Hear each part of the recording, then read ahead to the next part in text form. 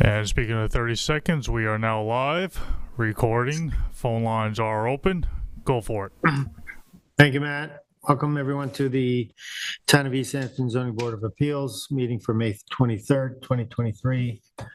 We have one canceled public hearing tonight, and that is 29 Sanger LLC, 29 Sanger Place in Montauk, Suffolk, tax map number 300-31-5-4. We'll move on to our first public hearing this evening, and that's Sean Murphy at 17 South Flag Street in Montauk, Suffolk, tax map number 300-28-6-16.2. The size and location is 18,753 square feet at 17 South Flag Street, Montauk Beach Development Corp. Map number 1013 in Montauk. The description is to construct a new 1,892 square foot two-story residence with 430 square feet of porches, sanitary system, retaining walls, and pervious driveway within 150 feet of freshwater wetlands.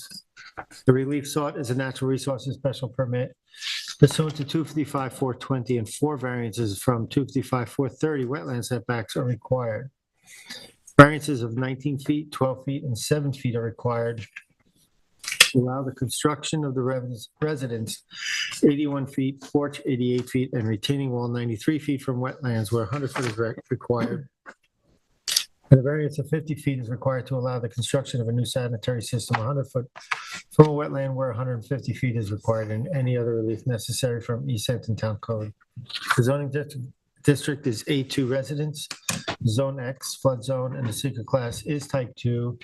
And Council, do we have a proper affidavit of service? Yes, we do, Chair. I reviewed the affidavit of service and posting as well as the certified mailing receipts, and they were both done on May 9th. So it appears that it was properly noticed. Thank you.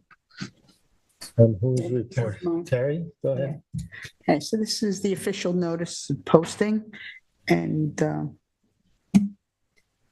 I have to tell you, I was disoriented on this property because it was the way it's laid out.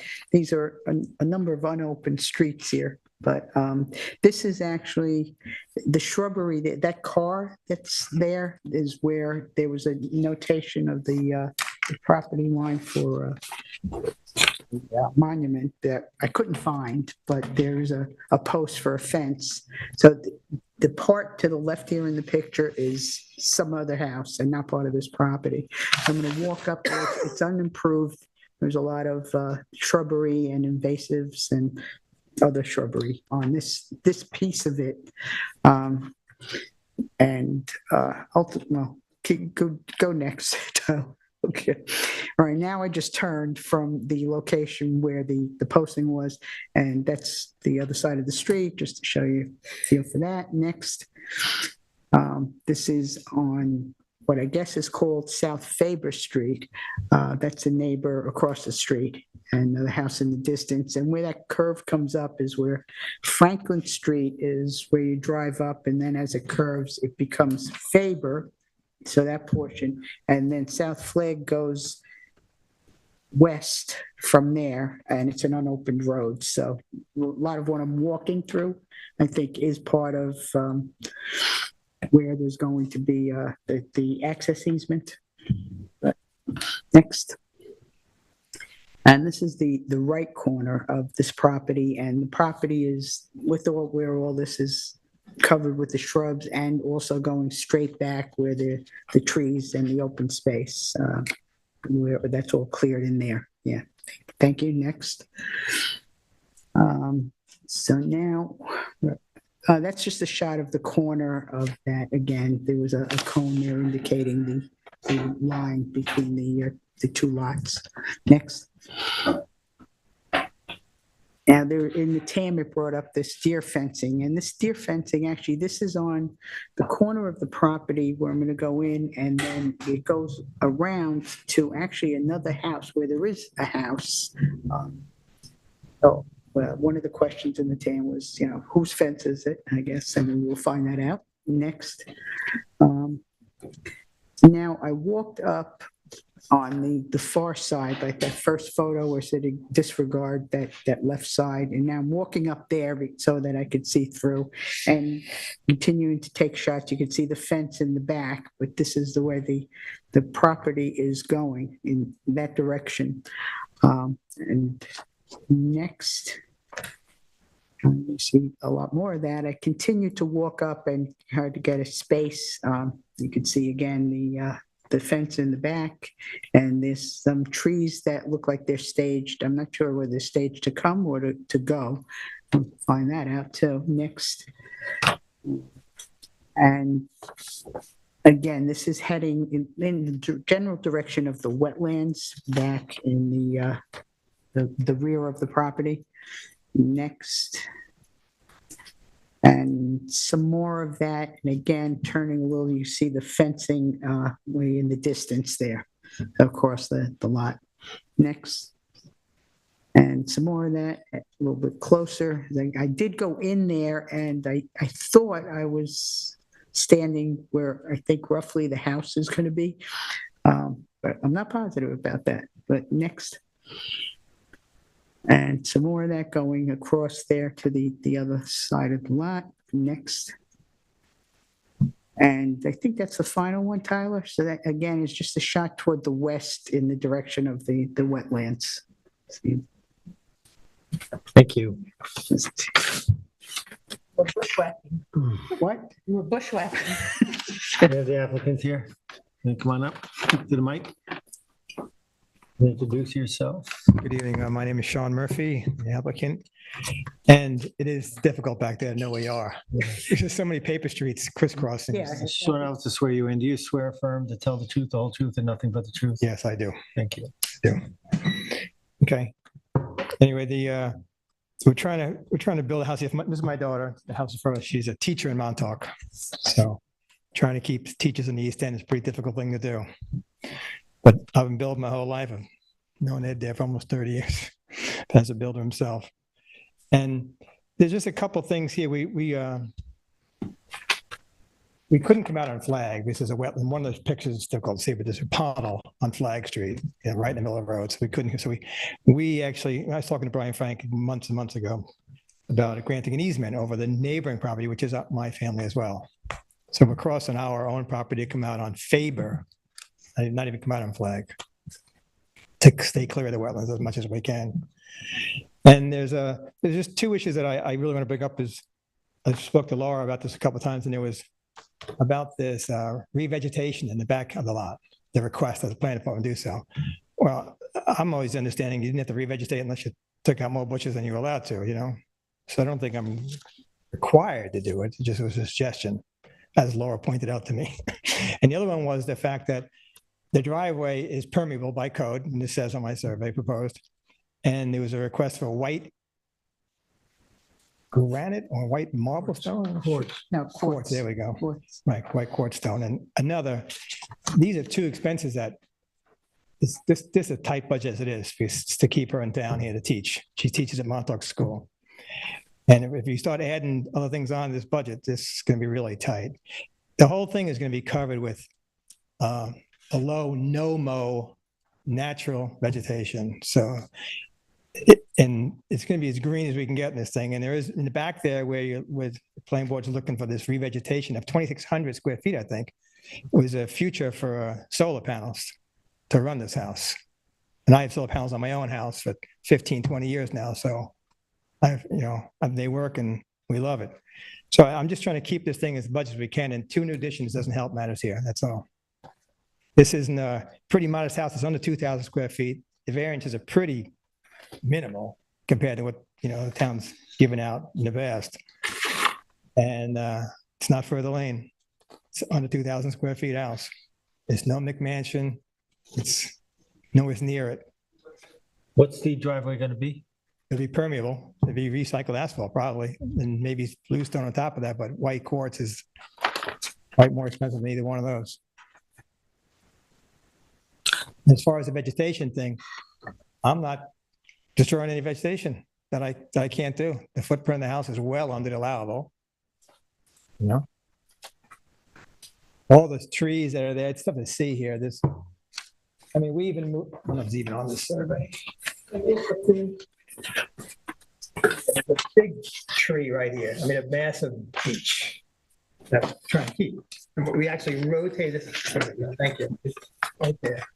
Okay, and we actually rotated this house for two things. So the septic would be away from that to keep it, right? And to make the solar over the roof to pick up in the future when it happens, right? It's not in the budget at the moment, but that's the plan. And the other trees, the big logs were all kept as much as we can. And a couple of the shads are being moved right now, but they would be in the driveway, but. You, Go ahead, Terry. yeah, I was going to ask about the trees because I've walked my dog Yeah. around there and I Yeah. didn't know if the trees were coming or going. They're actually So going. you're- Jimmy Grimes is going, taking them. Because they're in the way of the driveway, the future driveway. They're right in So you're the, not keeping them and moving them No, elsewhere we'll on be- the property? I think shads are useless, but some people love them. But anyway, we'll be bringing in way more trees. My own personal house, my wife and I probably brought in, on an acre, you got to be 80 trees between bushes and trees. So I'm into the green thing. And we don't use any fertilizer of any kind, so that lot will be greener than green, I assure you. And there'll be more trees being brought back in to replace the ones that were taken out. And they won't be 1-inch caliber sticks. You know, there'll be trees. I like to see them in my lifetime, you know? So that's it. So I don't think the two suggestions are necessary to make this thing any greener than we're trying to make it here, so. Have you selected the tree species yet or? Excuse me? Have you selected the tree species? No, yet? I haven't. We are looking for, with native, I would love to do a tulip Yep. pollinator. You can't speak Come from to the there. podium to speak. Yeah. The area that's been suggested to have additional vegetation, revegetation, that you're saying that would be an additional expense for you. Yeah. What's the condition of that spot now? Is there native vegetation there? Is it cleared? Is it grassland? It's cleared. This whole lot's pretty much cleared. I think they were talking back here, right? Right. So these are big, there's a big maple right here, a gigantic one right in the middle of this vegetation thing. So it's not going to grow anyway. The shade's going to kill it.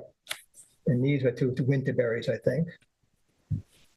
Right now, he's taking a shad, and there's a couple of winter berries over here as well, and a blueberry there, blueberry there. They're right in the way of the driveway.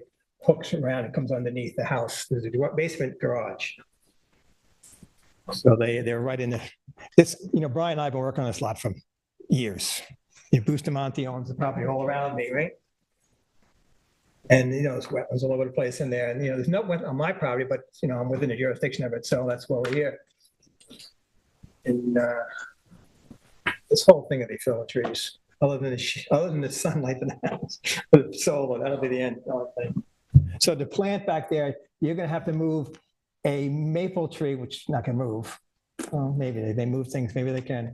That's probably a canopy of 35 feet wide. So you're asking for a no-mow zone? That's for a no mow. Zone, is that what you're asking? No, I'm just saying the vegetation on the ground will be no mow ground cover, I think you're saying the same thing. Oh, We zero. I don't have to ask for a no mow zone, do I? It's not a, Yeah, the driveway's gonna be approved. Can we zero on the driveway? You said asphalt or bluestone. I think that's exactly what we don't want. okay. So what's the So alternative? what would be the base under white quartz? It's going to recycle asphalt or recycle concrete, right? It's specific in the code about it, I think. It says Specifications. pervious gravel in the Right. TAM.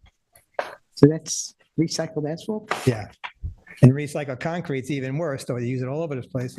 It chops up tile. I mean, I know the guy who does it, so Yeah, he tells me. recycled concrete. There's blue cobalt and tiles and everything else in recycled concrete, We'll hear from Tyler on that. Yeah, anyway. we're records. That's right. You're from Tyler? Is that what you said? Planner. Yeah, we'll hear from the Planner planning will have a department. comment. There you go. Are you Tyler Bozak? I thought she was taking care of it. You started it, but I thought it was handed over to her. And the other thing that came up in the TAM is about the fencing. Yes, the fencing is ours. It was put in by the gentleman before I bought the property. The fence goes around. Goes around everything. Right, exactly. There's 2 acres here. There's 4 lots. One has a house on it already. Right. And that deer fence goes around the whole thing, up here and around. This is a house here, right? and back down around. Then here's the easement that we're granting, right, across this lot, to access this lot. So I wouldn't have to come onto the puddle here, obviously, right? Build a bridge over it. And like I say, this whole thing was submitted to Brian just informally, well before we started. I've been dealing with Brian for almost 30 years, so we know each other well. And I show him this whole thing. He goes, yeah, Sean, that looks great. Go ahead and submit it. Just because I was like, listen, let's submit this once, right? And that was what we came up with to get as far away as we can from every point. I plotted that house on that thing myself, to every wetland I could get away from. And actually, truthfully, now that I see the the survey staked out the house already, right? I see his stakes. I had some rough stakes. I wasn't that far off actually, but he's actually a little further away here from this big birch or beech, whatever the thing is. So the septic tank will actually probably be further away from the wetlands than what we're asking. It's probably about 115, I think, the way I see it now, instead of the 100. I don't know that until I, start digging a foundation of the septic. I'm not looking to change my application here and make it 115. But if I can give you 115, I'll give it to you. Anybody have any other questions? Well, going back to the fence, Yes. it's not on the survey at all. So are you're going to keep this 8-foot fencing? or- Yes, yes. That's what's keeping all those specimen trees alive in there. So it's on the survey. No. Yeah. Wire Over Deer fence. here. Oh, well, deer fence, does it go all the way through there? Yeah. Okay, It comes all around the whole perimeter, comes in, it comes along here again, wire deer fence, and there's not a lot here, okay. right? Then it comes up this whole edge, Yeah, yeah. across the front of that house lot. And back down across the face of it that way. Again, see wire deer fence. And then it turns. Follows it. Any other questions? No, just hear from Tyler. Yeah. Tyler, you wanna come on up? Thank you, Sean. Thank you. Good evening, Tyler Borzak for the Planning Department. Tyler, do you swear affirm to tell the truth, the whole truth, and nothing but the truth? I do. Thank you. So the application currently in front of the board is proposing to construct an 1,892 square foot two-story residence with porches, driveway, and sanitary system on a vacant parcel. This parcel has no building history and is legally 100% cleared of vegetation prior to at least 1978. Included in this application is a garage proposed under the residence, which creates the need for retaining walls. The driveway is proposed to be pervious gravel, and the planning department recommends that the applicant utilize quartz gravel, as is common in zoning board applications. In order to construct the driveway, the applicant is proposing an access easement on the adjacent parcel, which is currently listed under the same ownership. The planning department supports that creation of the easement in order to alleviate the need for the applicant to do road improvements on the unopened Flag Street, which is in close proximity to the wetlands. The sanitary system is proposed to the west of the residence and appears to be in the roughly the most conforming location on the property. Typically, the sanitary system is proposed in the front of a residence for easier access. However, in this case, the rear of the residence provides better wetland setbacks. Two large wetlands within jurisdiction constitute an integral part of the natural environment, and more specifically, the hydraulic system. In addition to diversifying the landscape, these wetlands play a significant role in the storage of water, flood control, and the maintenance of water quality. The small wetland closer to South Faber Street also serves to attenuate floodwaters. It is, however, appears to be highly disturbed. Since the parcel is currently 100% cleared and is pre-existing non-conforming to the current East Hampton town clearing regulations, the board may wish to consider requiring the applicant to undergo a small revegetation on the parcel. Any revegetation on this property would be of benefit to the surrounding wetlands and would improve the existing conditions.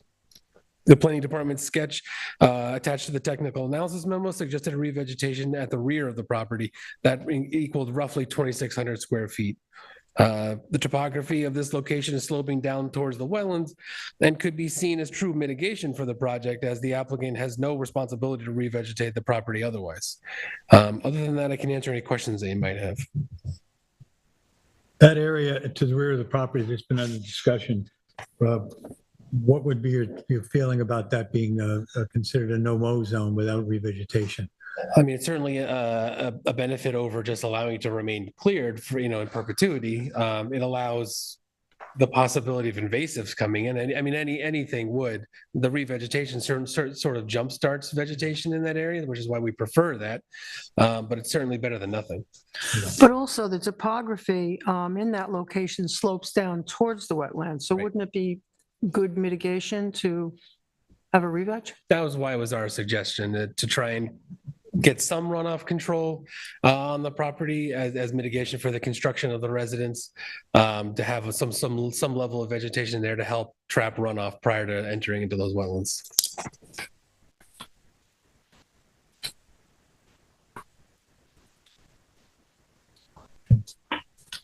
More questions? No. Like, oh, you're gonna come back up. Oh, is there anybody in the public that would like to address this application? Not anybody on the phone? You have 0 callers. Thank you.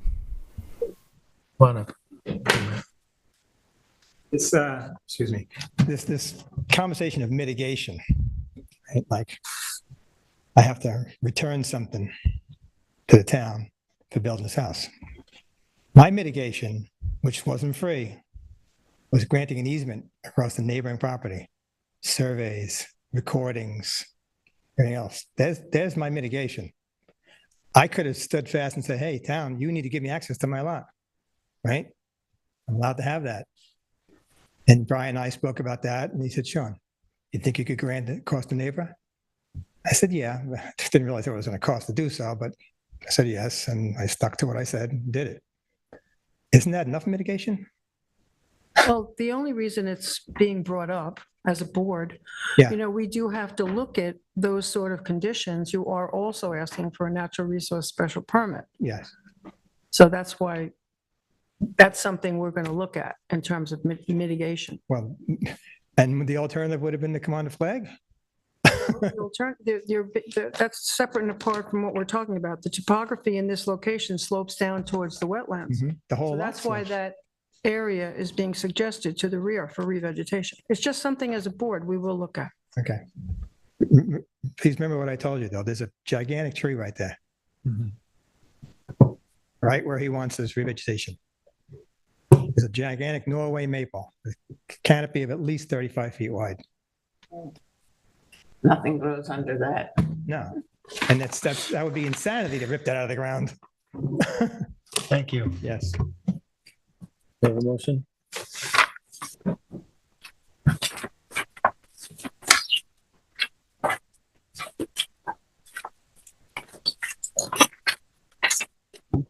Application of Sean Murphy, 17 South Flag Street in Montauk, tax map 200-028-06-16.2. Make a motion to close the public hearing and the public record. Concur. Concur, thank you. Thank you, guys. Next, we have 221 Pantico Road, LLC at 219 and 221 Pantico Road, East Hampton, Suffolk tax map number 300-188-1-13.1. What? No, actually, when do I recuse myself? Okay, let me read it into the record and you can say it. The size and location is 15,009 square feet at 219 to 221 Pantico Road, East Hampton. The description is a site plan application has been submitted to facilitate several site improvements and a lot merger at 219 and 221 Pantico Road. The proposed project involves demolition of the existing structure at 219 Pantico Road, followed by the construction of a new two-story structure with a 1,333 square foot basement utilized for storage of 1,446 square foot first floor with staff break room, new back of house office space, and a relocated baking kitchen, and a 1,194 square foot second floor, 3-bedroom apartment to provide staff housing.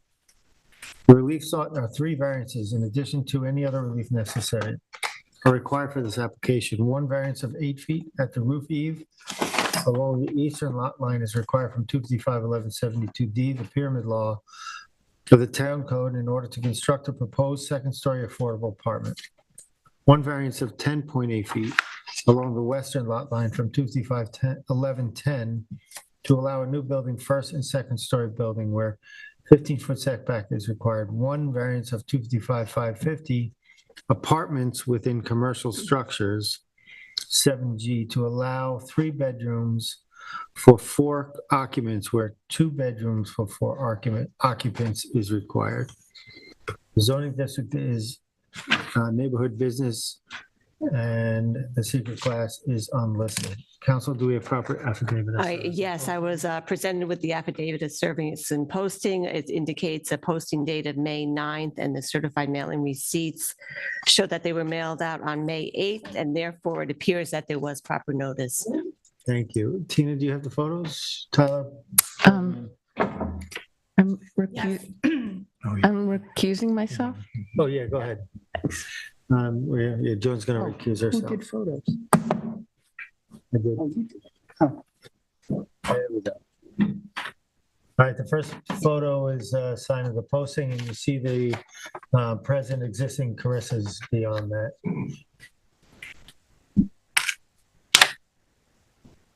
Again, just a sort of a pan out of the Carissa's with the parking lot. This is taken over by the existing Zwerko and Ortman offices, architects. Again, looking across the front part of the buildings to be considered. This is the side yard of the Zwerko building. Looking down, this is the side yard of the Carissa building to the east. Now I'm going to walk around back. This is looking from the east, looking southwest to the rear of the Carissa building. That's looking back towards the Zwerko building and the shed that is there, which I believe is going to be removed. That should be it. I have a question. Which building is to be demolished? I think they both are, right? The architect building, only this building here, the one-story That's- structure, okay. and the shed in the back of And the the shed in the property. back, right. Okay. Hey, Andy?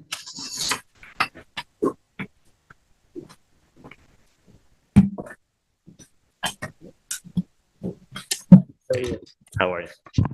Alex Cooley, I'm the architect for the project. You swear affirm to tell the truth, the whole truth, and nothing but the truth? I do. Thank you. So I'd like to give the briefest of overviews as to our intentions, the program and the design of the project, and then Andy's going to talk about the legal arguments for the variance requests. We also have the applicant here and some of our team members in support of the project and the request for relief. So Tina, Tyler dropped some slides. Yes. Do you want to control this or do you want? Do you mind clicking through? No. So the goals of this project are threefold. One is to provide a better parking situation for the business. 2 is to provide safer and improved workspaces for the employees. And 3 is to create affordable housing for our staff. So you'll see here in the existing condition that, and some of you may know Carissa's and you know that the parking is inadequate at the moment. There are 8 legal spaces at Carissa's on the eastern side of the site, and the Zwerko office building, to my knowledge, has no legal spaces. And by merging the 2 lots, if you flip to the next one, Tina, you'll see that we're able to create 16 legal spaces here. So we're doubling the existing parking capacity, and we're maximizing the amount of area that is available on site to create parking. So although we're not going to be able to be fully compliant, we're grandfathered in with existing parking, we are, to the best of our ability here, drastically increasing both the quantity of parking and we think improving the congestion on the site and the safety of the parking area. We'll also say that, this 219, the Zwerko office building, was purchased expressly in order to control what happens to the parking opportunities on this site, because if another business were to come in and to try to create parking there, they would be even a more dangerous condition than it already is. We also have reached out to our neighbors to the north, to the Healthcare Foundation, to the east to the professional center, and to the west to Point 72, all of which have large amounts of parking that is actually largely infrequently used, and we've offered to purchase or lease space from them. Those attempts have been unfortunately not fruitful, so we believe that the lot merger is the best option for the business. The second part of the project is for the internal workspaces, the back of house spaces for the staff. So you'll see here that the front of house is the left side of the page and the back of house is the right side. On the bottom, you have a prep and a baking space. And on the top right quadrant, you have the kitchen space. There are three functions in the bakery, baking, the kitchen, and the prep. And at the moment, those three functions are sharing those two spaces. The proposal of the addition, where the Zwerko space is knocked down and the restaurant is expanded west, will allow for each of those prep, kitchen, and baking to have their own independent area. So the staff will have a little more elbow room when they're working, and it'll just be a safer and more pleasant environment for them. To be clear, that the baking space is, with the exception of one piece of equipment, all of that equipment is being relocated from the existing building. We're not adding equipment. We're also not adding seats or employees or trying to increase production here. We're just trying to add more floor area. And the space, the new space in the front, the staff break room here, that is going to create office space for the staff. It also will create a dining space for staff meals, which happen twice a day. At the moment, there's not enough room in the existing facility for the staff to eat. So in the summer when it's busy, they have to eat in the parking lot sometimes, which is obviously not ideal and also dangerous. So this provides room for that. The third part of the project, and the reason that we're here before you today, is because we would like to create an affordable housing unit on the second floor of the new building. And so that will be a 3-bedroom, 2-bathroom apartment for 4 of our staff members. We've been working with the Office of Housing and Community Development on this. To be clear, in the zoning code, staff housing is affordable housing. They're synonymous. And the Office of Housing and Community Development will have jurisdiction over the rental agreement. So although it won't be open to the public as an affordable housing unit, the rents and the arrangement between Carissas and their staff will be under the purview of the Office of Housing and Community Development. Are those two buildings separate buildings? No, well, the second floor here is isolated to this new build. On the ground floor, there are 2 connections between the staff break room. There's a connection here and a connection there. So they are a single building. So it'll be a single building, essentially. Yes, it will. So to give you just a couple other notes on the full scope of the project and some of the additional improvements that we're proposing. Tina, if you flip one more slide, we've been working with Drew Bennett on the sanitary system. The sanitary system, like the parking, was grandfathered in at a capacity that's over what's currently allowable. In order to avoid the need for a request to the town for affordable housing credits or a variance from Suffolk County Department of Health Services, we have agreed to reduce the seat count of the existing bakery from 75 seats to 69 seats, such that the addition of the affordable housing unit does not push us over the existing flow. So the existing flow in aggregate between the 2 properties is 794 gallons per day. We're proposing a new flow of 790 gallons per day. And that is giving 225 gallons of new flow to an affordable housing unit. So we believe that this is advantageous to the community to lock in a flow dedicated to affordable housing, where any other developer of this property would have access to up to 300 gallons of flow per day. So even more of a burden on what is an existing aging system. We also propose, in part of the demolition, Tina, if you could flip to the next slide, that we're going to fix up, in fact, we're going to demolish and build anew at the Zwerko office building. So the original Carissa's building was done in 2019 and was a drastic overhaul of the previous Turtle Crossing. And you'll see that the 2 volumes now are clean and modern and elegant. They're quiet. We would like to knock down the Zwerko building, which is dilapidated. It's termite infested. It has aging utilities, and we will create a 3rd building that is using the same material palette, the same aesthetics of the existing build. We also are proposing a significant landscaping overhaul. We're creating 2 new gardens. Flip, Tina. No problem. There's a new garden in the front and a new garden on the side, and this is mirroring the existing conditions, if you flip one more, where we actually use significant planting to shield the masses of the building from the street. So we're going to be doing the same thing again as part of this new project. And then one final thing to say before we get to the variances is that there are certain nonconformities on this site. The two existing sites, you could just put one more, they're both nonconforming in area and in width. And it actually, if you look at this parcel and you look at the configuration of the existing buildings in the site, it really makes sense for this to be one thing. By merging the two lots, the lot area and the width will now be conforming. So we have gone through a couple of different boards already. We've been through 3 sessions with the planning board. They have closed the application. We have been working with Tom Baker in the fire marshal's office for a couple of months now. He's in support of this. As we mentioned earlier, the Office of Housing and Community Development is in support of this as a creation of affordable housing unit.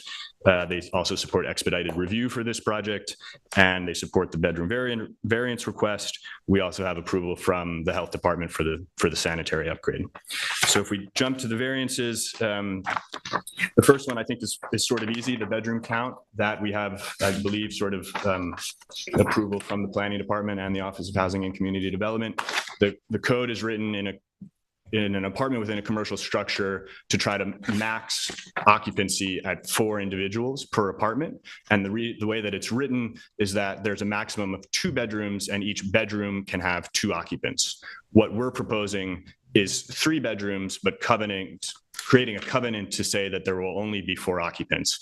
We'd like to provide an additional bedroom such that 2 individuals can have their own private spaces, and then there'll be 1 bedroom where 2 people bunk up. So that's the first variance request. The second is for side yard. And the existing Zwerko office building you'll see is at 10'8" off the western property line. We are holding that line, but we are increasing the degree of nonconformity because we're making the building deeper and we're making it taller. We, however, are also getting rid of the shed that currently sits within the entirety of the shed sits in the side yard. So we would argue that on the ground floor, the line of the existing building is sort of held. And that's basically a product of the width of the building. Out to out, the building is 18'4". And so for any commercial or residential use, if you try to take 4 feet off of that and be compliant with side yard with the 15-foot requirement, you're left with an internal clear dimension of 13 feet, which is challenging to really do anything useful with for both the apartment or for the business. The biggest ask is for pyramid, and that again is really a question of the creation of affordable housing. So you'll see here the addition of the new 2-story building, and there's a dashed line there to represent the encroachment on the pyramid.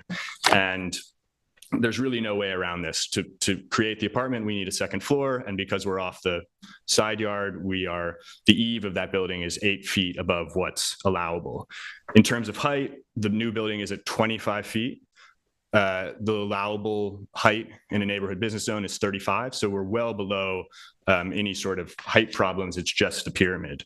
If you flip to the next one, Tina, you'll see that the relief on the western side is abutted by a 40-foot deep parking lot, and that's for point 72. That's rarely occupied.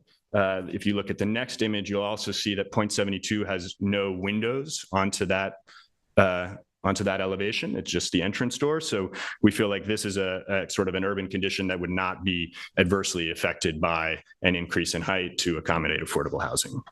If you flip one more, you'll see that I can talk through this a little bit, but we really have made every effort to squeeze this thing down as low as it can be to prevent an egregious pyramid violation.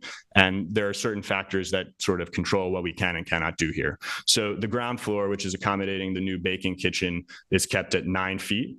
That is for the accommodation of venting of our equipment in the kitchen. Also the need for airflow, that there are sanitary and mechanical requirements to successfully vent these spaces. So 9 feet feels like the minimum that we can do there. Then obviously we have the floor package, and on the second floor, we've kept the eave at under 7 feet from finished floor, which is a product of needing head height clearances when you come up the stair, needing clearances in the single loaded corridor that gets you to the bedrooms. So we feel confident that we've squeezed this thing down as low as it can be, but the reality is that we need a second floor. The only thing that I'll add is that the TAM referenced the possibility of constructing the apartment above the middle volume. Tina, if you could flip one more. Oh, so here, just for context, is the existing condition, and then if you flip again, you'll see that the new building is about equal in height to the Tintle property next door and will be shielded by landscape. But the TAM had mentioned the possibility of could we construct the second floor on the middle volume to avoid the pyramid variance problem. And to be frank, that's sort of structurally and architecturally impossible. The existing foundations, there's a crawl space for most of that building and then a small basement, were not sized to accommodate a second floor. If you flip to the next image, you'll see that this isn't a question of just lopping the top off of this thing and building a second floor on top of it. To build a new second floor structure on this building, we would need to knock the whole thing down. So instead of demolishing one structure and building a new, we'd really have to demolish two structures and build a new. We'd also have to relocate the kitchen because we wouldn't, code would not want us to have an open flame kitchen below a residential unit upstairs. We wouldn't be able to vent that thing. We wouldn't be able to accommodate the existing fire suppression in the kitchen. So that would have to move. So we feel confident that our solution of demolishing the Zwerko and building a new there is the best course of action here. So with that, I'll turn the floor over to Andy. Thank you. Can I just ask one Yes. question? In terms of the new two-story structure with the basement, how big will that basement be and what's that going to be used for? The basement is just for dry storage. The basement is the full footprint of the building, so it's 18 by 60. Okay. Yep. But it's there's no utility. Well, there will be actually some mechanicals down there, and there'll be dry storage. And I have a question. You mentioned that the structure to the west was on the far side of a parking lot. Did you say that was 40 feet away?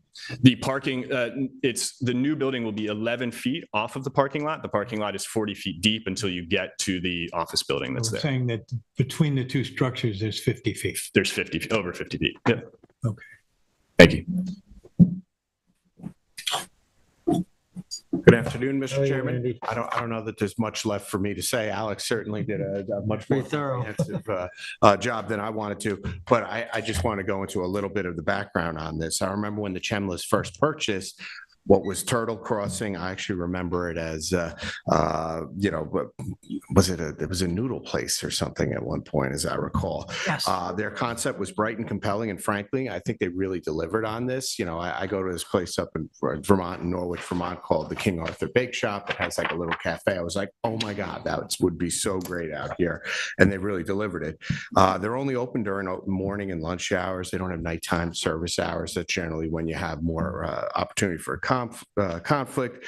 I think it's been a breath of fresh air in a very old and neglected canvas. In fact, the renovations made prior to purchasing are sort of driving this application.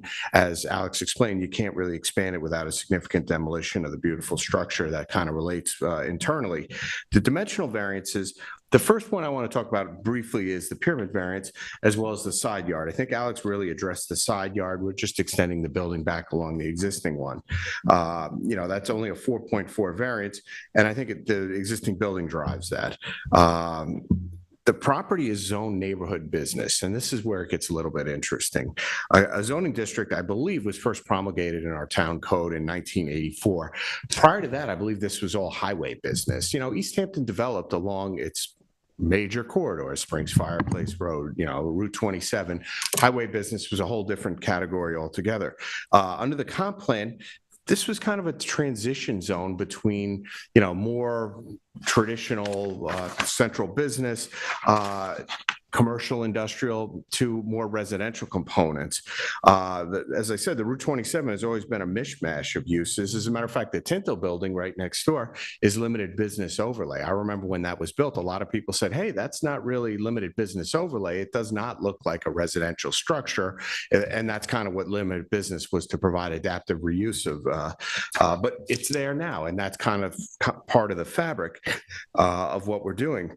This area was, if you drive around Montauk, there's some new buildings going on. I'm sure Teresa knows them. That's central business zoning on the back by the post office. Doesn't really seem like, that seems like it might be a neighborhood business. It's just, so we have variations in our zoning that are designed to guide development. This area was already developed before most of our comprehensive plan and our zoning came into place. Why does it matter here? Well, this area, I consider it almost like a central business. It's like another central business outside of our hamlet. Central business zone doesn't have pyramid law. That's just one of the things. It also doesn't have the side yard setbacks that are applicable to neighborhood business. So this is sort of designed to temper development from residential areas. There's really no residential properties anywhere around this property. You look next door, I call it Bowie 11. I don't know if anybody remembers Bowie 11, but I've eaten there. That was Bowie 11 restaurant, which is now a private office. And if you go behind, it's town hall. There's no residential properties on that side of the highway. Across the street, there's some mixed residential before you get into true residential zoning. Pyramid was designed to provide light and air from adjacent residential properties. That's not really how, this is not the strict application. As a matter of fact, if you look at that parking lot slide, basically under pyramid, if you were to pull into your parking space, get out and maybe take a half step back and look around, you're regularizing that in pyramid. That's essentially on the property line. It's supposed to be 8 feet. Nobody is going to be occupying the area that's going to be where this pyramid encroachment would be viewed as a pyramid encroachment other than the front of a car, basically. I don't really see a detriment from the structure in this location. I think it's a huge benefit to the area, and I think after development, it'll be a huge improvement over the existing conditions. The town special permit standards for apartments, that's the other variance that I wanted to address. They allow for, we need an additional bedroom. I don't think the bedroom limitation was adopted where they said, oh, well, let's make it 4 occupant load, 2 bedrooms. I think it was the occupant load that was the crux, not the bedroom count, basically. In this day and age, the assumption that apartments are occupied by married or, I don't know, dating, or maybe they have to bunk together, I think that's a little dated. It might even be offensive to some people. Say, well, you got to come and you got to stay in the same bedroom. I think, in our case, we're proposing, well, we'll keep the same occupant load. We just want a little bit, we want 3 bedrooms. If you have a 200 square foot bedroom or 2 100 square foot bedrooms, what's the real, difference if you limit the occupancy loads of the same thing? I don't think it has any impact on the space or the use of them. The need for affordable housing in this town, I don't know if I really need to discuss this, but it's a crippling phenomena for every business owner, and I'm sure Roy knows this well. Even my office, one member on the planning board, and I was shocked when I heard this, said this is a self-serving application. I disagree most vehemently with that characterization. Employees who can provide for their own needs, that's perhaps unattainable in our town, but it would be an admirable goal if every employer was able to do something that would accommodate their need to try to have year-round workers housed in legal and dignified housing, because there are workers out here, they're living out here. Do you know if they're in legal and dignified housing? I suspect the answer is probably not in all cases. That's what we're trying to do. We can't support our basic infrastructure, stores we like, restaurants we eat in, even the gas stations we go to, without trying to make some applications that are going to move this forward. I think this application should be applauded and parroted by every business owner. It has the ability to contribute to the problem that's going on right now. It's not Carissa's problem. It's an East Hampton town problem. Despite this, I don't think it's reasonable to assume you're going to have lots of applications that are going to come in and copy this application. But I think that would be an admirable goal if that were the case. I do think, just hitting quickly on the nonconformities we're able to reduce on the site. Site parking, we're adding up to 16. As I recall, Turtle Crossing, I don't even remember it having any parking because the guy used to park a smoker in front of it, was my recollection. I remember parking my Jeep in front of on 27. We're getting rid of that shed that's 100% pyramid non-compliant and 100% in the side yard. We're creating a lot that is a little bit larger and more conforming within the NB zone. Reducing restaurant seating by 6 seats to accommodate the apartments. Basically, we're losing the flow from this lot when we merge it a little bit. We're reducing the intensity of the restaurant a bit, which is a more intense use than the apartments under the code. I also did want to comment on what he said, that Affordable housing for employees is the same thing as affordable housing. As a matter of fact, the town housing and community development would always say, well, you as the owner have the ability to occupy your own apartments as long as your employees meet eligibility guidelines. They control the leases. It's the same thing, whether you call it employee housing or affordable housing. If in fact Carissa shut down and they wanted to rent those spaces, they would still be subject to the same restrictions of affordable housing. So these 3 units are going to serve Carissa's because they're adjacent to it, but that doesn't mean they're not going to be available townwide in the future. Once again, I don't really see a detriment from this application. I think it's a very positive application when you look at it through the correct lens. Any questions? As far as the density, and I have one. it was already suggested that you were willing to covenant that it would be maintained as only 4 residents in the That's apartment. correct, yes. So And also, Andy, in terms of the additional occupancy that's being requested, did I hear it said that it has the approval of the fire marshal? I believe, yes, the plans have run through Do the we fire have that marshal. in writing? Could we enter that into the record? He provided comments. I believe it's in his comments. I'm not. Typically, the fire marshal approves plans after they're submitted for a building permit, so he'll get, Okay. but, you know. I if just you- want to make sure the So that will be a occupancy. condition of the building permit. They won't be able to pull a building permit until they've had the fire marshal sign off of the building plans. which we Okay, don't have. thank you, thank you, thank you. But one important characterization is that, yes, if you were to move the affordable housing space, that's an A residence, or it's I've gone over this with Tom Baker in the past. There's an MA occupancy with, assembly space versus that. And once you have cooking spaces, those 2 zones can't be on top of each other. So it would make a very difficult build because it would require more demolition of the site. Thank you. Any other questions? Thank you. No? My turn? Okay.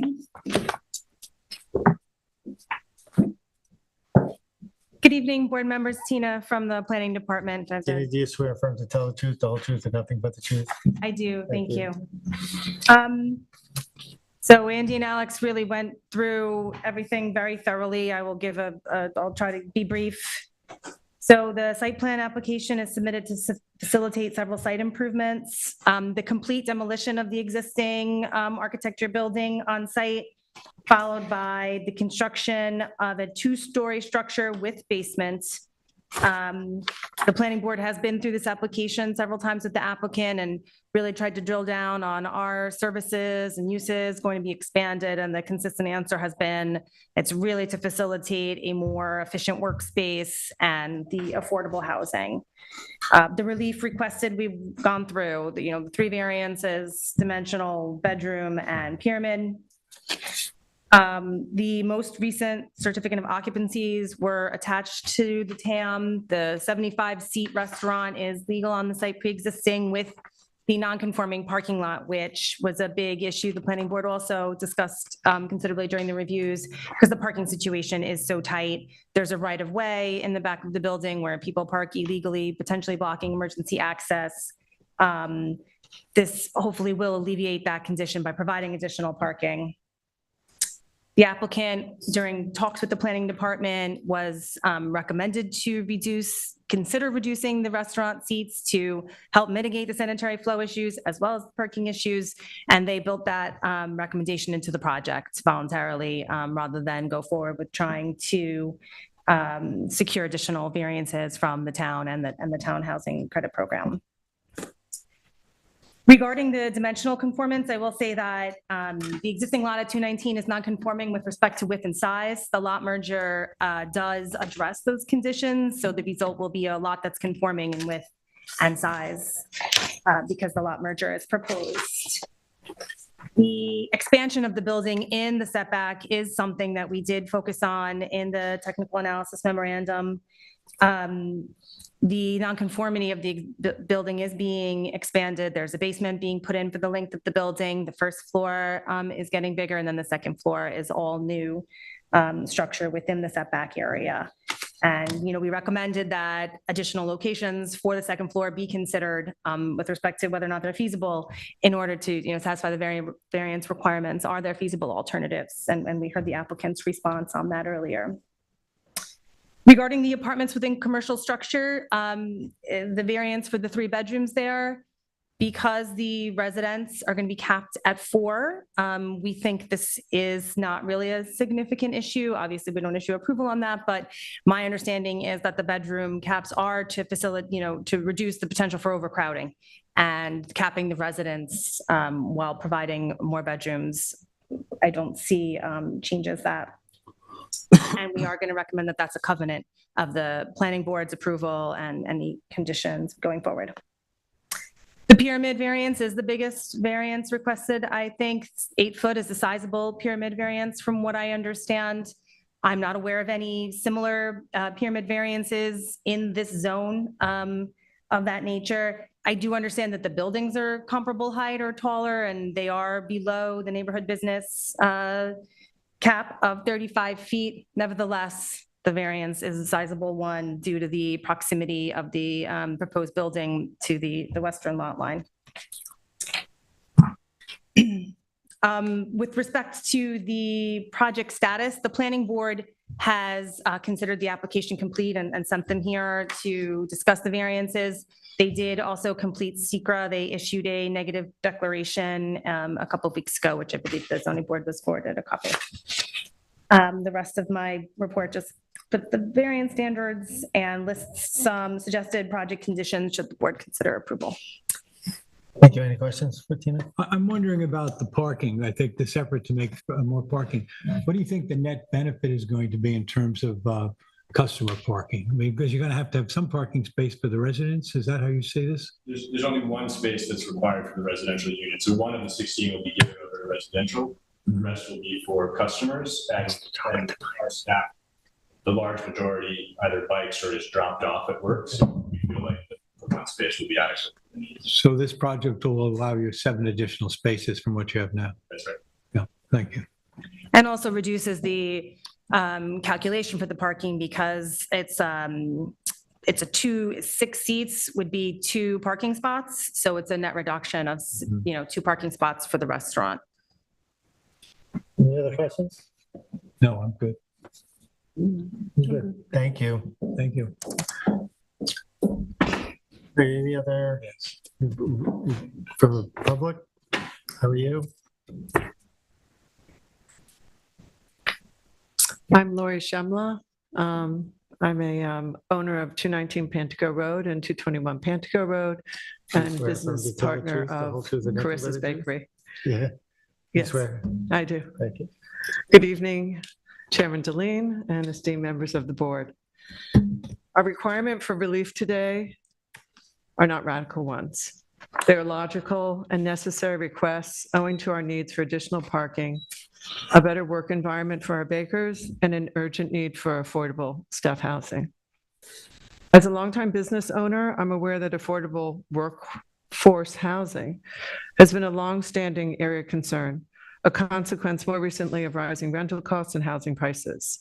Of equal concern for this community is the dire and unsafe living conditions of many of our workers and their families.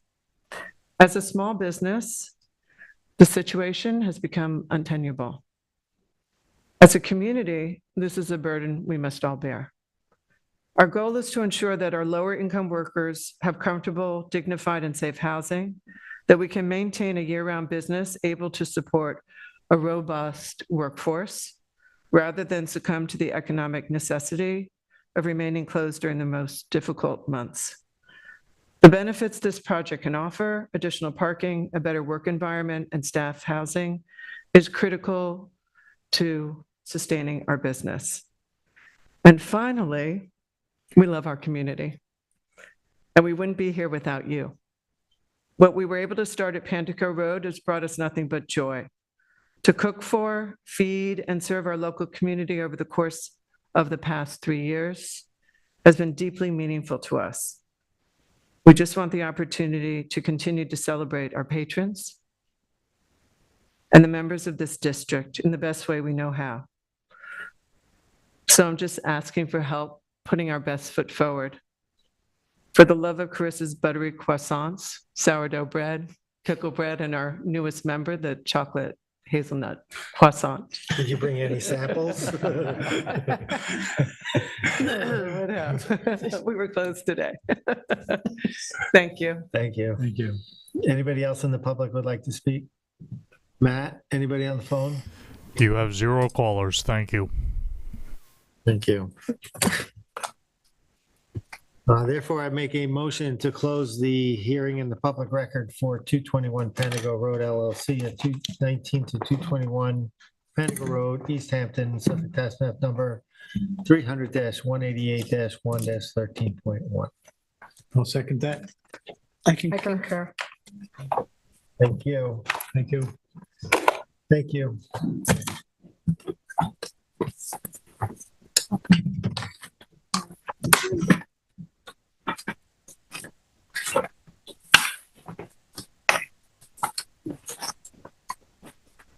Thank you, Tina.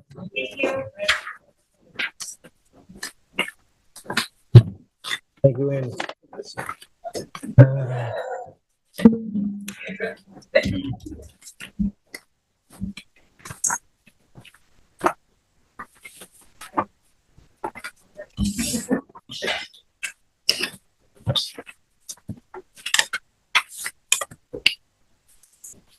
Right, we have going to our post-hearing decisions. We have 2 this evening. I'll read the first one into the record. We have Sama and Sylvia Iskander at 98 Runnymede Drive in Springs, Suffolk Tax Map number 300-23-4-10. The size and location is 22,870 square feet at 98 Runnymede Drive, Linehead Beach, Lot 84, map number 3451 in Springs. The description is to construct a 416 square foot swimming pool with pool equipment, relocate the sanitary system and alter the driveway at a parcel of land containing bluffs, tidal wetlands, and beaches. The relief sought is a natural resources special permit pursuant to 255-420 of the town code, and 1 variance of 24 feet from 255-440 of the town code is required to construct the swimming pool 51 feet from the bluff crest where a 75-foot setback is required, and any other relief necessary. The zoning district is B residence, Zonex flood zone, and the secret class is type 2.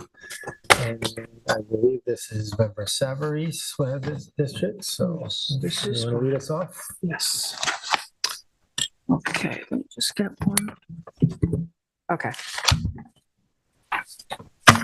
This public hearing was held March 28th.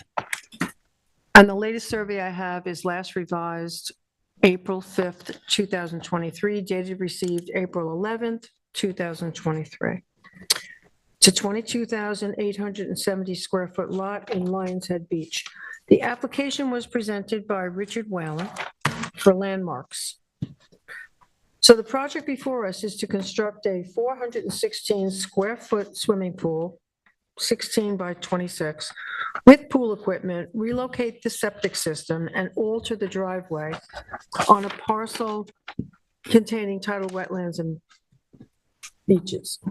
Relief requested is for an NRSP pursuant to 255-420 of the town code and 1 variance of 24 feet from 255-440 of the town code. They want to construct the pool 51 feet from the bluff crest where a 75-foot is required setback. This is a 32 or approximately, let's get the math, percent variance, 32 or 33. Mr. Whalen submitted decisions into the record. There was also a pool profile was submitted, dated received November 12th, 2021, prepared by SRK and Wayne Scott. One of my initial concerns was the subject property is cleared to the maximum allowable with very little stabilizing vegetation existing landward of the bluff crest.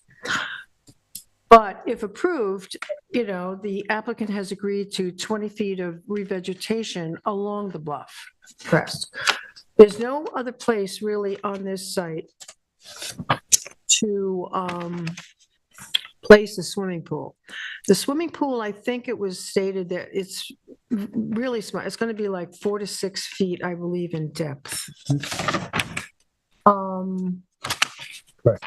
There's really no other property in the neighborhood that has a pool that meets the bluff setback for structures. The 2018 Springmark approved a redevelopment of the site. It hasn't been completed, but there was approved a 51-foot setback from the bluff.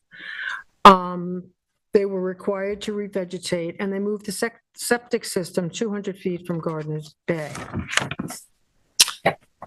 This is going to be 51 feet landward of the bluff, which is very stable bluff and very well revegetated. It's very well vegetated. The pool would actually displace the slate patio. It would extend 6.5 feet, including the coping. This is not in a harbor protection overlay district. The pool has been appropriately, I mean, it's 8 feet from the wall of the house.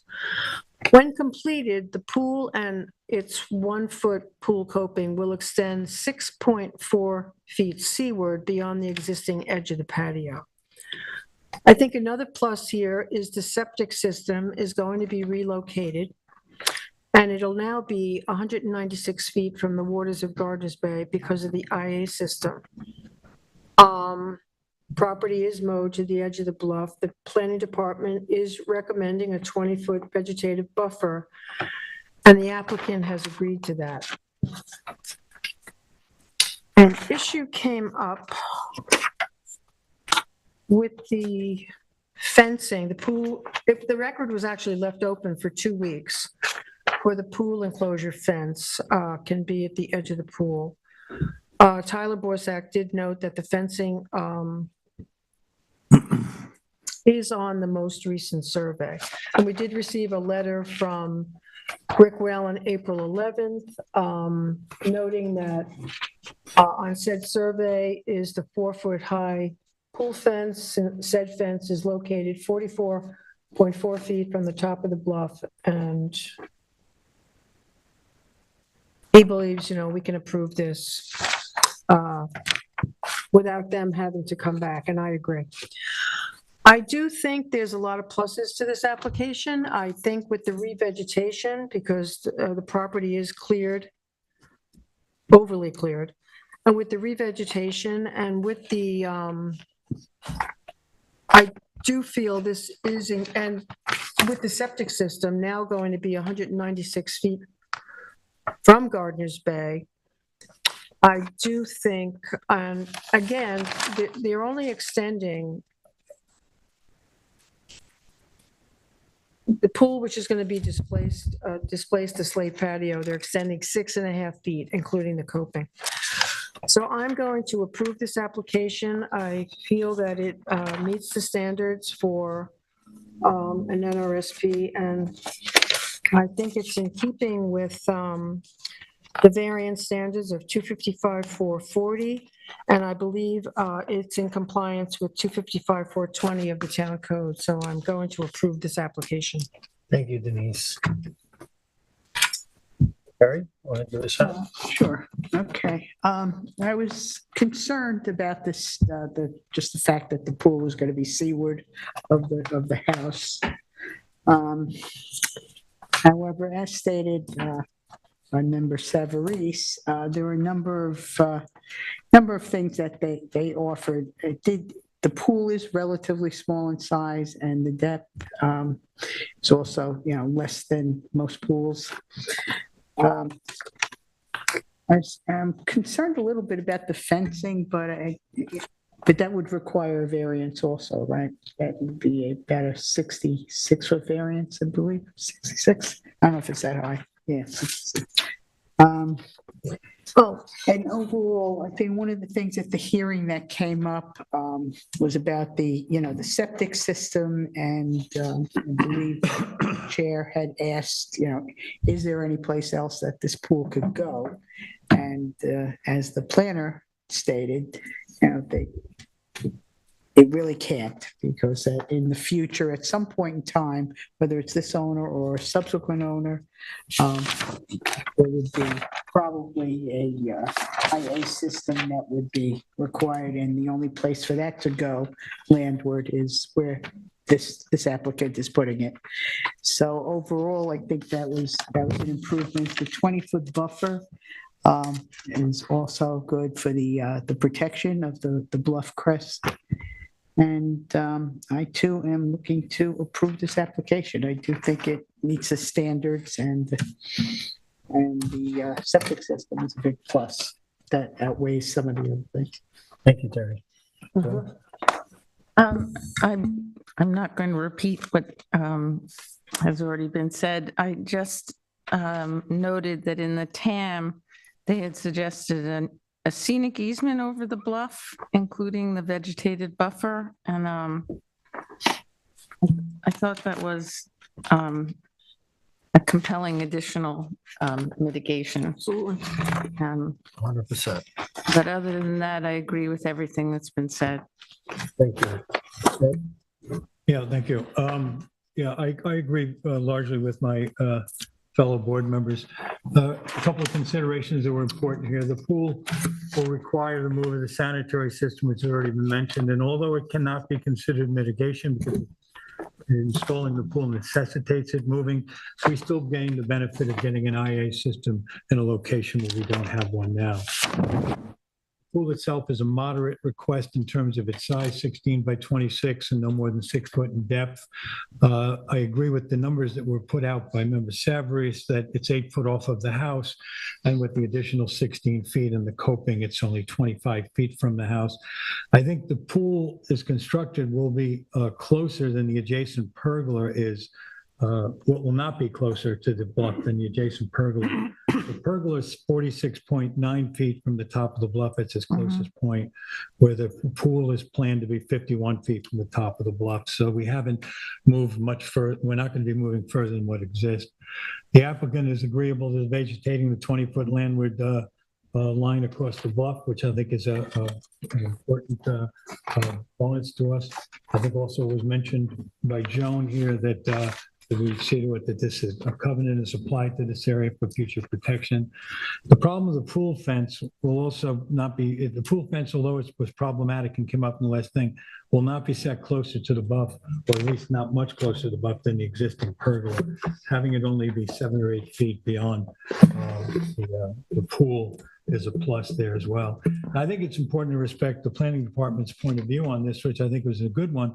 They felt that allowing any additional, movement of this time to take place at this location may set a dangerous precedent because of similar properties in that area may look to expand landward towards the bluff using this decision as a keystone for them. But any kind and all future projects of this type will have to appear before the board seeking approvals, and they will be judged on their own merit and whether or not as much care and concern is put into it as we would require.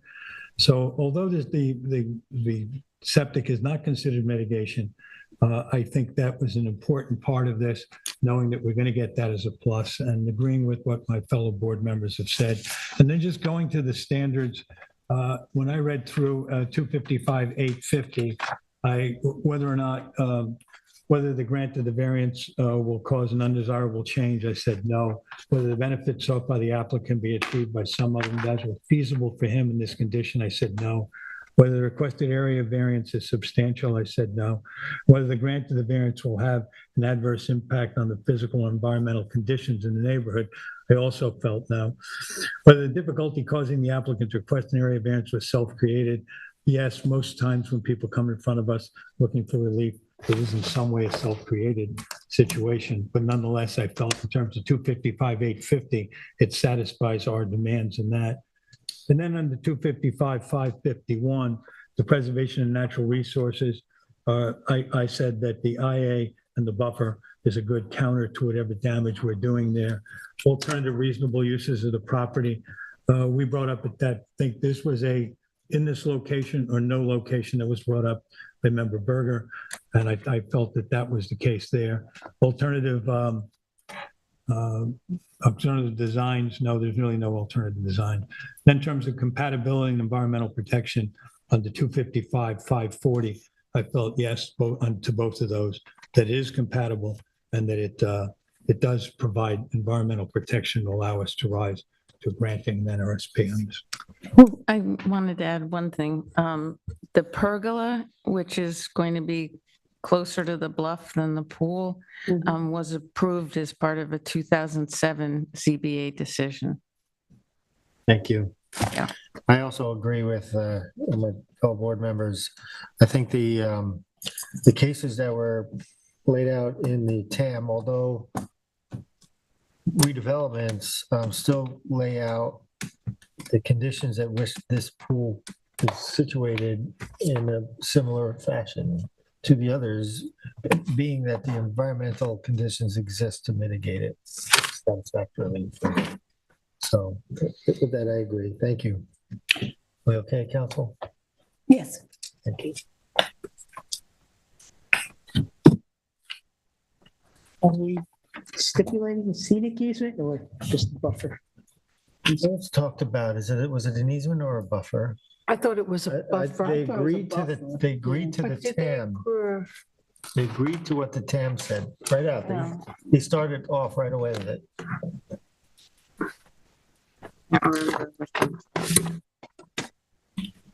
Let's check that. I believe he agreed with the condition on the TAM. Look that up. Oh. Recall seeing a scenic. Yeah, it just says vegetation. It doesn't say a scenic Yeah, easement. that's It was a that's buffer. what I thought. I think it was 20-foot buffer. Yes, it is 20. Thank you. So next we have 20 Whalers Lane LLC at 20 Whalers Lane, Amagansett, Suffolk Tax Map Number 300-152-2-15.9. Size and location is 40,571 square feet at 20 Whalers Lane, Whalers Cove, at East Hampton, Lot 13, map number 8585 in Amagansett. The description is to demolish the existing swimming pool and construct a new swimming pool, spa, and plunge pool. Construct 219 square foot of additions, reconstruct the existing decking with relocated stairs. New outdoor kitchen, new outdoor shower, construct a new brise-soleil over the existing decking and balcony. New stairs and roof deck, generator, upgraded sanitary system, foundation changes for FEMA compliant. New windows, doors, and siding, interior renovations, relocate the existing pool equipment. Remove planters, resurface the existing driveway into clear, and remove invasive vegetation with a revegetation. Relief sought is a natural resources special permit pursuant to 255-420 of the town code, and 8 variances are required for this application. Variances are 48.5 feet, 41.3 feet, 37 feet, 35.6 feet, 18.5 feet, 5 feet, and 4 feet from 255-430 of the town code. Is required to construct the decking 51.5 feet, swimming pool 58.7 feet, kitchen 63 feet, the brise-soleil 64.4 feet, additions 81.5 feet, generator 95 feet, and outdoor shower 96 feet from freshwater wetlands where 100-foot setbacks are required. One variance of 31 feet from 255-430 of the town code is required to allow the clearing to be 19 feet from freshwater wetlands where 50-foot setback is required and any relief necessary. The zoning district is A residence, AE flood zone, elevation 10, the secret class is type 2. And I believe this is in member McGivern's. Okay, 20 Whalers was, I don't know if people remember, but it was sort of a modern house that was built like a ship. It was sort of pointed on one side and all self-contained on the property with the pool inside the decking off the house. Anyway, the hearing was held April 4th.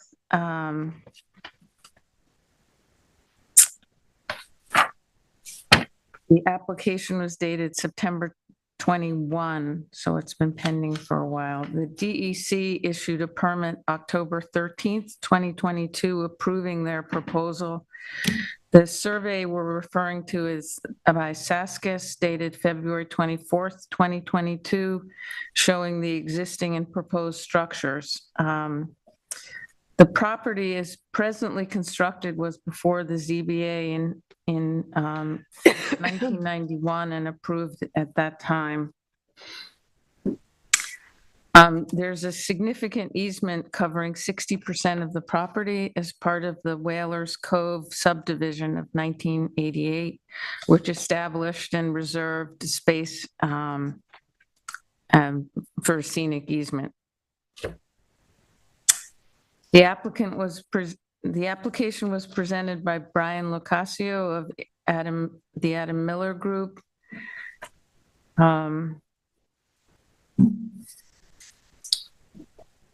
As I visited the house, I can attest that it's in need of repair. The current vinyl pool, which sits inside the decking that's surrounded by a sort of a wall fence, the vinyl pool now leaks. It's important to note that although they're going to put in a new pool and they're shifting the pool closer to the edge of the fencing, it's still going to be located within the footprint of the deck. In fact, all the existing setbacks are nonconformities that were approved in 1991, and they're not being increased, which I think mitigates in some way against what it seems to be a large number of variances, because this is already an existing house and the proposed repairs and upgrades are going to occur within the existing footprint largely, although they are reconfiguring a staircase. They're going to make the house FEMA compliant, and they propose to, as one of the mitigations, they're proposing to remove some non-native species that are on the property, which I think is important to note. All the variances on the south side of the house are in already improved areas and will not increase the coverage. In terms of FEMA compliance, they're going to be adding flood vents to around the perimeter of the house, and they're raising the mechanicals to become FEMA compliant. They presented an extensive neighborhood analysis, which even the TAM agreed that the project appears to be in keeping with the neighborhood and the board's 1991 approval of the current structures. In terms of the variances, they're all more or less within the existing footprint. Is there going to be an undesirable change in the neighborhood or detriment to nearby properties? I think no and no. The small addition to the south side is going to improve the pool and decking staircase. They're going to rebuild it and rebuild the shower, and the shower will now have a dry well. In the new IA system,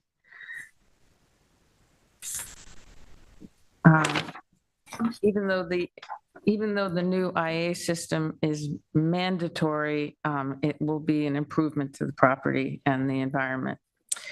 Can this be achieved by some other method? No. They're improving what's there, and they have to fix the leaking pool, which is detrimental to the environment. Are the variances substantial? The number of them are, but I think they're all relatively minor, and there's offset by becoming FEMA compliant and adding the dry wells and revegetating the property and removing non-invasive species. Adverse effect on the impact or physical environmental conditions in the neighborhood? No. They'll generally improve the environmental conditions, and although it is self-created, that shouldn't be a detriment. And I believe they meet the NRSP standards. Thank you. Ed? Thank you. I thought this was a good application. I thought it showed some concern for what we're looking for.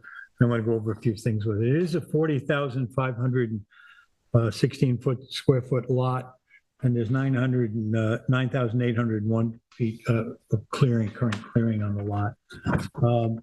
It was already brought up about the fact that a good deal of this is under an easement, so that this is a large, attractive parcel in terms of the green vegetation that's there, and that this project, although significant in the terms of the number of variances, is not promised to do a good deal of damage to some of this currently undisturbed portions of property. The proposed additions total 219 square feet, which is not terribly large or significant. And except for the proposed outdoor shower, the additions and changes all fit within the existing footprint. It was pointed out by Joan that the shower is now going to be improved by having a dry well, and that's an improvement we can see on the lot from this project. The large has the large easements to the northeast and west, with a pocket wetland in the northeast corner of the lot and a significant wetland off to the parcel to the south. But some of the improvements to bring the lot up to FEMA compliance, like moving mechanical equipment and adding flood vents in the existing foundation, are all also improvements to the existing structure.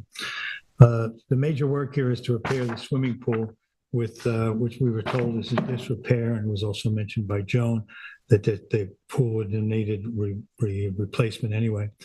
The pool has been designed to fit within the boundaries of the existing footprint of the deck, which I thought was a significant effort on their part to try not to add to a footprint that's already pre-existing. The IA system is to be placed south of the structure, which was pointed out that there's a more compliant location to the north, but that would cause additional damage to duneland that has not been, to duneland habitat that has not been disturbed. And so the planners agreed that that should be a potential better location would be to the south. The planters that line up on the south edge of the deck are going to be removed, and that's one other, they're close enough to the wetlands that their removal is an improvement here. And the pool equipment will also move further into a more conforming location. The applicant will also remove all invasives on their lot. They made that point because one of the locations where the Russian olive seems to extend onto another lot, they would not be able to do anything with that. But they will remove them and then revegetate.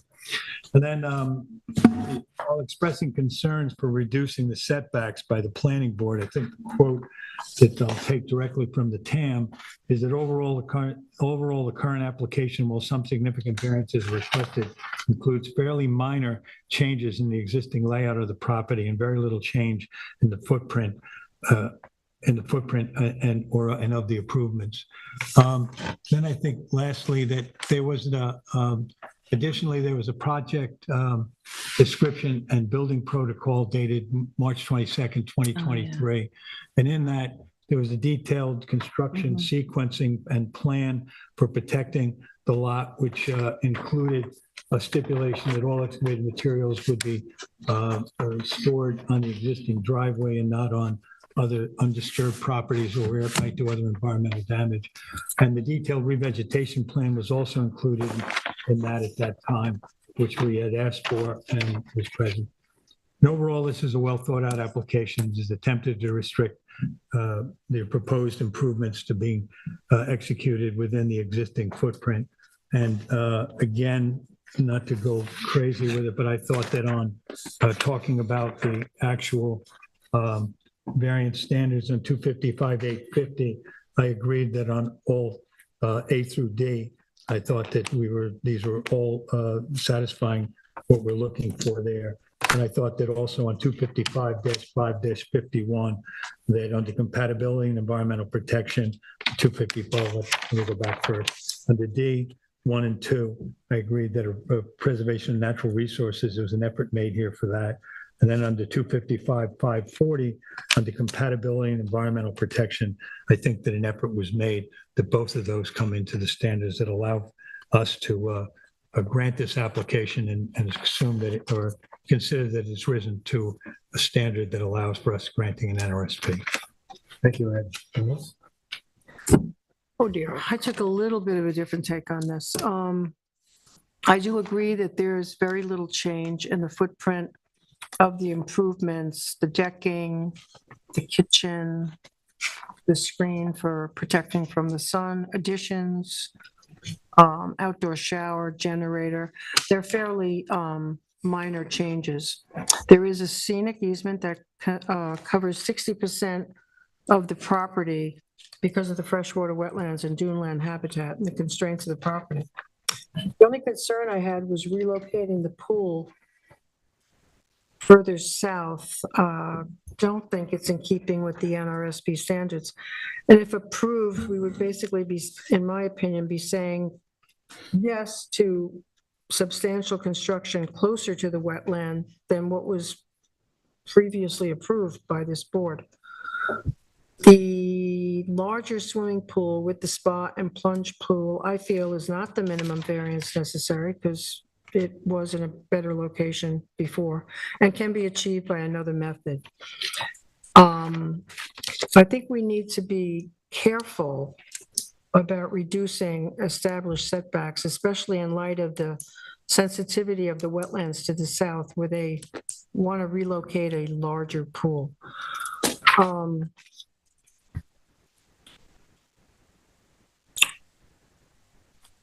This is being constructed closer to the wetland, the pool, the swimming pool, spa, and plunge pool. And I don't think it's in keeping with the NRSP standards. The constraints on this property make this part of the project unsuitable. And for these reasons, I am denying that part of the application. I think if approved, special attention should be given to protecting the scenic easement during construction.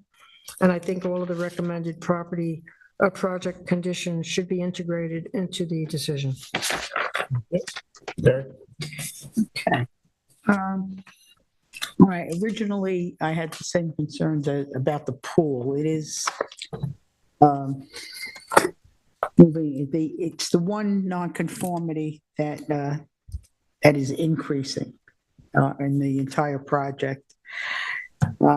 However, the fact that the IA system is going to be put down on the south side also in order to protect the scenic easement in the northern part of the property and the dune vegetation.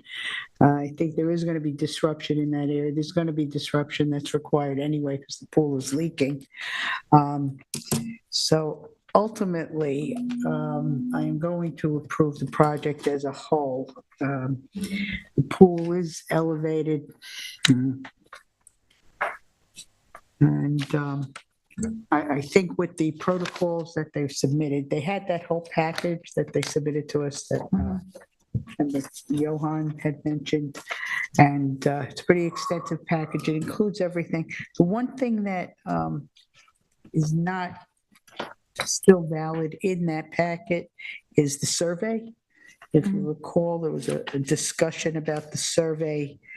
Two different same dated surveys had come in with two different numbers about lot coverage. So we did receive the actual corrected survey on April 5th of 2023, showing the revised coverage calculations, which actually were reduced down to the proposed lot coverage now is 2377, reduced from 2800 something. I'm not sure about the rest of it originally.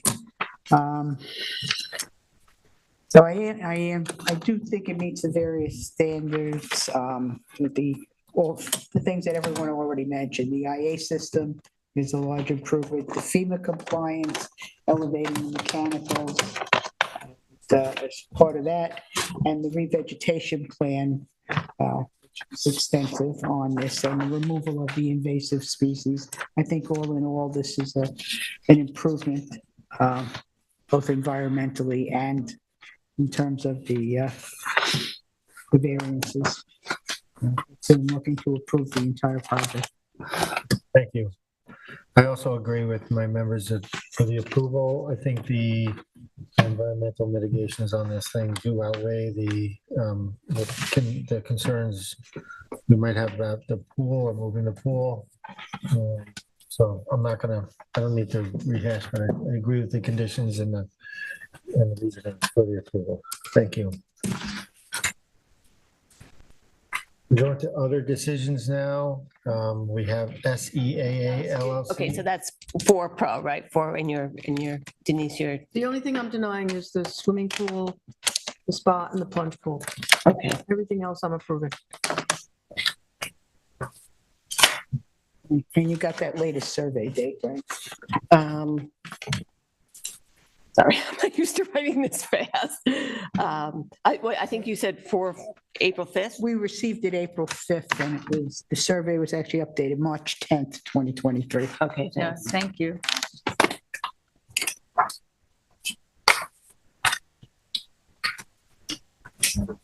Good, Council? Okay, I got it. Thank you. In other decisions, we have CA LLC at 230 Old Montauk Highway, Montauk, Suffolk Tax Map number 300-87-3-9. It's to modify a March 3rd, 2022 NRSP. Approval to reconfigure the pool, spa, decking, Hammond, pool, equipment, and generator. I forgot what Hammond was again. What?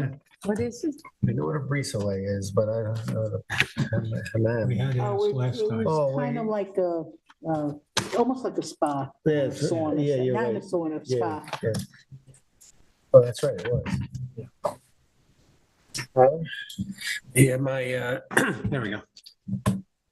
They're a little bit slow right now. So I'll do my best to show the difference. This is a modification for an approval that the board had somewhat recently. Let's see here. This is what the board originally approved, which was a demolition of on this lot was a sort of a strange, long, skinny residence. The board approved was essentially this minus this little patio down here. This is the originally approved survey. What's going to be focusing on is this area right here, just west of the residence. So this proposed pool, hammam, the sauna, and the pool equipment, this is all going to change very slightly. Let me make sure we line it up here about the same. Let's see here. Let's do it like this. So that's what was originally approved. What they're coming in for now is this. So what has changed is the pool has shifted slightly. It's roughly the same locations. Nothing's further south than what was originally approved. It's sort of spreading out a little bit to the north and to the west a little bit, but nothing's getting closer to the bluff on this or the toe of the bluff since this is Old Montauk Highway. They're changing orientation a little bit, changing in size. Mostly, I think, is to get some patio space just north of the swimming pool here. You can see how there's not much space around that pool back when it was originally approved. So it's very similar. It's mostly just sort of shifting around of some structures, changing their sizes slightly. Very, very minor changes. We didn't have any issues with it. It seems to be fairly minor changes to the overall layout of what was originally approved, and in the same vein as what the board. But not increasing any variances or anything like that? Nothing, no additional variances, no increasing in variances. It's all in the same relative location as what was approved. Just sort of changing the layout. So they just shifted things. Nothing got bigger. The pool didn't get bigger. Nothing got. Or the hammam. Just.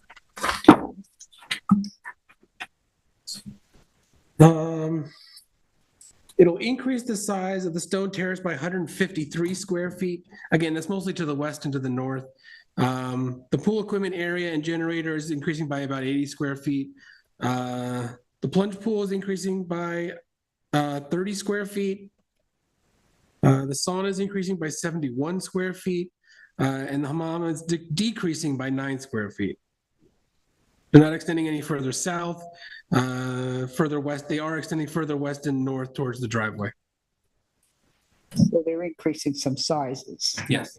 I don't know how that's giving them walking space around the pool. We're rating patios. Well, they're rating some patio as well. That's right. 153 square feet, I think the number one for patio space.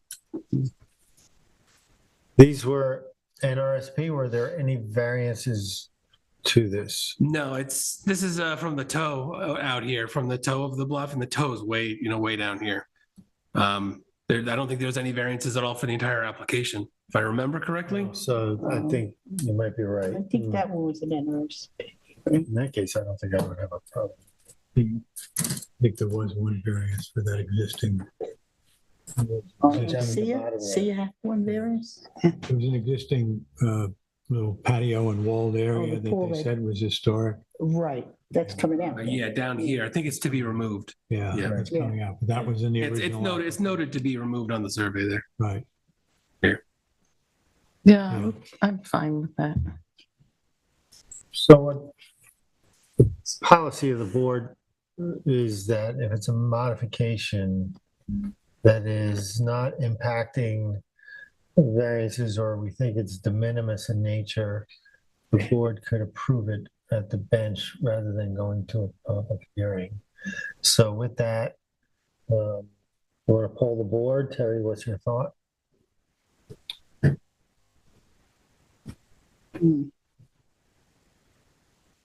I think it has to be unanimous. Well, I have to abstain because I didn't participate. I didn't participate in this hearing. Later. Yeah, I don't want to. I'm going to abstain. I don't know, this property's quite a project. Makes me wonder if we should have a hearing. But we're really talking, I'm going to take my opinion now, Terry. Yeah, We're go ahead. talking about creating a hearing for what are changes that we have to decide now are significant enough to require a hearing. There's going to be construction anyway. It's not going to change. It's not going to change the amount of disturbance. I'll be the first to say that I don't think it's a great idea for people to come back in here and increase things and ask us to do it in this manner. But I also don't feel that I'm going to want to see a hearing for this based on this improvement that is all moving away from the bluff, and it does not raise particular concern to the planning department. Joan? Well, I didn't participate originally, but I agree with Ed's comments. I don't know whether I'm supposed to abstain or not. I don't think you would have had to abstain. This could be a modification that was a Yeah. few years ago and Yeah, I think. if the before planning- anybody, so if I the don't think there's planning reason board to. is fine with it, then I'm fine. I mean, if it came to us fresh, we'd be looking at it differently, but, we're already disturbing the areas, as, was pointed out. So I'm fine with it. I'm fine with it. Yeah, I will go along with that. I think that's a good point you made. Okay, can we have a motion? Ed, you want to make a motion then? Sure. It's here. And what are we allowing? We're allowing the modification to move forward? With an approval? Then the case of SEAA LLC at 230 Old Montauk Highway, Montauk, Suffolk County Tax Map 300-87-3-9. I'd like to make a motion to allow this modification, or to approve this modification at this time. Second. Concur. Abstain. Thank you. Next, we have 404 Old Montauk Highway LLC at 404 Old Montauk Highway, Montauk. Suffolk tax map number 300-22-1-4, and it's a request to reopen the record for 45 days until July 13th to submit revised materials. I read the letter on this and redesigning, Tyler. Yeah, it looks like they're looking for an additional, Right.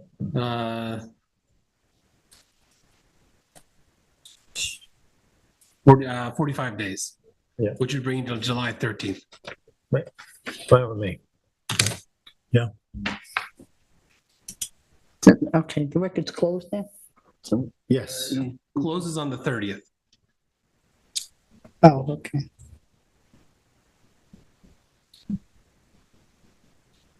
This is a sensitive and complicated site, and so any additional materials that help us reach a decision, I'm in favor of waiting in here. Yeah. Yeah, have no problem waiting longer. We okay? Yep. Whether this is mine anyway. Do we need a motion, or since Yeah. it's not closed We yet? need a motion to Yes. reopen the record until July 13th. Oh, I thought Tyler said it's closing the 30th. No, currently would be, we're going to allow You're it. just going to do that. You're going to read that. That's what we're approving. Okay, but do Yeah, we that's have to straight. reopen it if it's already open? Oh, good point. We're extending. Extended, okay. Okay. Thank you for being precise. Keeping us honest. Okay, we're extending the open nature of the request. I don't know what the verbiage has got to be here. Then in the case of 404 Old Montauk Highway LLC, 404 Old Montauk Highway, Montauk, Suffolk County Tax Map 300-22-1-4, I'd like to make a motion to extend the open period of the, what? of the To hearing? extend the open record. The open Okay, to record. extend the open record until July 13th, 2023. Second. Concur. Concur. Thank you. We now have extensions of time. We have an extension of time for Spring Mark LLC, which we just heard about on the other application of 100 Runnymede Drive in Spring, Suffolk Tax Map number 300-23-4-9, an extension of time for 2018 determination. So this was an approval from 2018. It was to construct, was for the demolition of the existing structures and to construct a 3,500 square foot residence, a swimming pool, terrace, associated structures. We didn't have any, there's no changes in the property since that point in time. There's been no building permits issued yet on the project. So we don't have any objections to the issuance of an extension of time at this point. Thank you. Can we have a motion? Sure. In the matter of the application of Spring Mark LLC, 100 Runnymede Drive in Spring, Suffolk County Tax Map number 300-23-4-9, I make a motion to approve the extension of a 2018 determination. Second. I concur. I concur. Thank you. We next have Dean Mogul at 164 Westlake Drive, Montauk, Suffolk Tax Map number 300-19-5-8, and that's an extension of a 2022 determination. Which, this is Mogul? Mogul. This was a 2019 determination, actually. Oh, Yeah, I was gonna 2019. say, it seemed longer ago. It was in order to demolish an existing 1,600 square foot residence and to construct a new 2,939 square foot residence with decking and associated structures. The conditions on the property haven't changed. The extension is listed to maintain a valid permit. No building permit has been issued, I don't believe, on this application either. And we don't have any objections. Okay. And neither do I. So I Make a motion? will make a motion for Dean Mogul at 164 Westlake Drive, Montauk, Suffolk County Tax Map 300-019-05-08 to approve the extension of time for the 2019 determination. I'll second it. Concur. Concur. Next, we have Herb at 31 Fentwood Road, Montauk, Suffolk Tax Map number 300-19-1-12. That's an extension of 2019 determination. So this was in order to construct a new residence on an unimproved parcel, 2,468 square foot residence, detached garage, decking, covered porch, associated structures. They list that they've completed their urban renewal, which you can see the urban renewal road improvement done on the aerial. And they're looking to initiate construction in June. So we don't have any objections. None of the conditions have changed.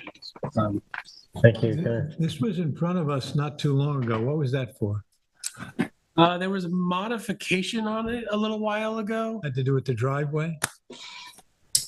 Can't remember off the top of my There head. was something about that urban renewal. The urban renewal. Oh, there was, The asphalt. they put Well, we in the noted, we noted that at that time.